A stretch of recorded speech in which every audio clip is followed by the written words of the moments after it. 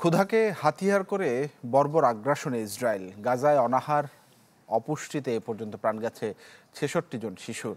UNICEF বলছে Israeli অবরোধে পর্যাপ্ত দুধ, শিশু খাদ্য এবং ওষুধের অভাবে হাসপাতালেও মিলছে না পর্যাপ্ত চিকিৎসা।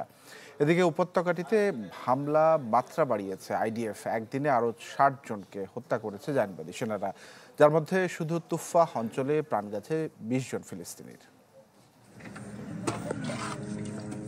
গাজায় আরও প্রকট মানবিক বিপর্যয়। ইসরায়েলি অবরোধের কারণে উপত্যকাটিতে নেই ত্রাণ সরবরাহ, ফলে অনাহারে দিনের পর দিন কাটাচ্ছেন গাজাবাসী, যার অন্যতম ভুক্তভোগী শিশুরা। খাবারের অভাবে ও অপুষ্টিজনিত কারণে এ পর্যন্ত প্রাণ গেছে অন্তত ৬৬ শিশুর, এমনটাই জানিয়েছে গাজার তথ্য বিভাগ।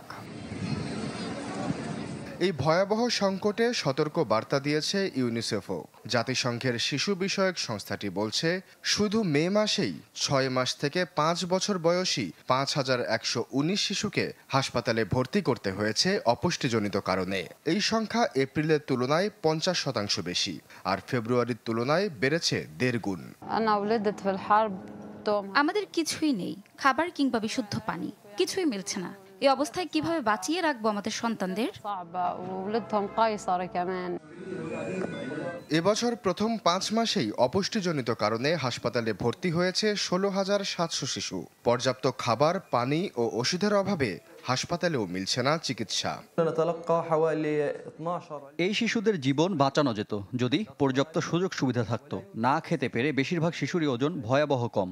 আমাদের হাসপাতালগুলোয় শিশুদের দেওয়ার মতো পর্যাপ্ত দুধ, ওষুধ কিছুই নেই।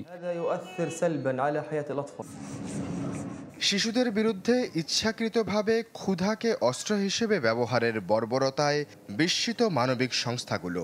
ইসরায়েলের এই অবরোধকে যুদ্ধাপরাধ বলছে জাতিসংঘ।